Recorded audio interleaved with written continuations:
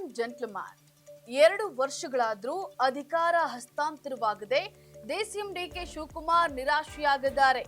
ಆದ್ರೆ ತನಗೆ ಡಿಸಿಎಂ ಆಗಿ ಮುಂದುವರಿಯೋದ್ರಲ್ಲಿ ಸಂತೋಷ ಅಂತ ಹೇಳಿ ಡಿಕೆಶಿ ಹೇಳ್ತಾರೆ. ಇದೇ ವೇಳೆ ಪ್ರಿಯಾಂಕಾ ಗಾಂಧಿಯನ್ನ ಪ್ರಧಾನಿಯಾಗಿ ನೋಡುವ ಆಸೆ ಇದೆ ಎಂದಿದ್ದಾರೆ. ಎಸ್ ವೀಕ್ಷಕರೇ, ನೆಲ ಜಲ ಭಾಷೆಗಾಗಿ ಪ್ರಾಮಾಣಿಕ ಪತ್ರಿಕೋದ್ಯಮ. ನೀವು ನೋಡ್ತಾ ಇದ್ದೀರಾ ಫೋಕಸ್ ಟಿವಿ. ನಾನು ಪವಿತ್ರ.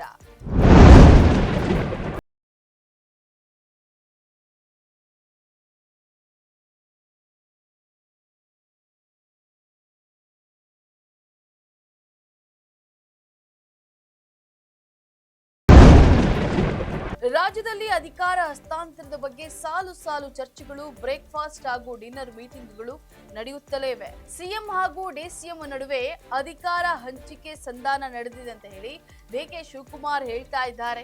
ಇನ್ನು ಅಧಿಕಾರ ಹಂಚಿಕೆ ವಿಚಾರ ಪಕ್ಷದ ಹೈಕಮಾಂಡ್ಗೆ ಬಿಟ್ರೆ ಯಾರ ಬಳಿಯೂ ಬಹಿರಂಗಪಡಿಸಲಾಗುವುದು ಅಂತ ಹೇಳಿ ಡಿಸಿಎಂ ಡಿಕೆ ಶಿವಕುಮಾರ್ ಹೇಳಿದ್ದಾರೆ.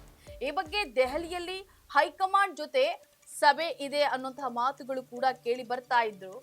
ನಾನು ಯಾರನ್ನೂ ಭೇಟಿಯಾಗ್ತಿಲ್ಲ, ನನಗೆ ಉಪ ಮುಖ್ಯಮಂತ್ರಿಯಾಗಿಯೇ ಮುಂದುವರಿಯಲು ಸಂತೋಷವಿದೆ ಅಂತ ಹೇಳಿ ಡಿಸಿಎಂ ಡಿಕೆ ಶಿವಕುಮಾರ್ ಹೇಳಿದ್ದಾರೆ.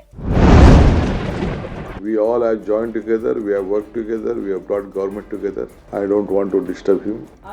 I love to be a party worker than any position in the party. That is permanent. I love to be a party worker. Congress ನಾಯಕಿ ಪ್ರಿಯಾಂಕಾ ಗಾಂಧಿ ಅವರು ರಾಹುಲ್ ಗಾಂಧಿಯನ್ನ ಪ್ರಧಾನಿ ಮಾಡೋದೇ ತಮ್ಮ ಧ್ಯೇಯ ಎಂದಿದ್ದಾರೆ.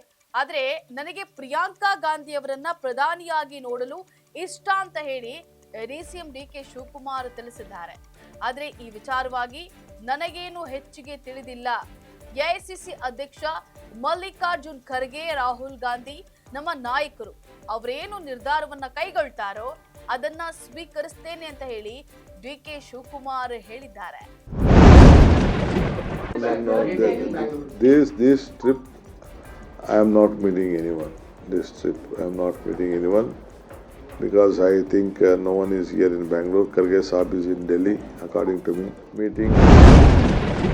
ಇನ್ನು ಸಿಎಂ ಬದಲಾವಣೆ ವಿಚಾರ ಮಾಧ್ಯಮಗಳಲ್ಲಿ ಹರಿದಾಡ್ತಾ ಇವೆ.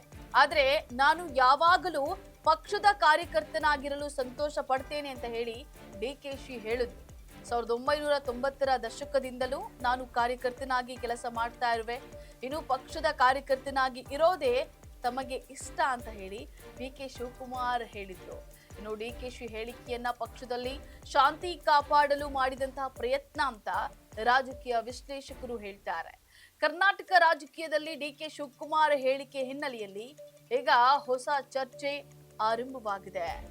ಇದಾಗಿತ್ತು ಫೋಕಸ್ನ ಸ್ಪೆಷಲ್ ರಿಪೋರ್ಟ್. ನೆಲ ಜಲ ಭಾಷೆಗಾಗಿ ನೋಡ್ತಾ ಇರಿ ಫೋಕಸ್ ಟಿವಿ.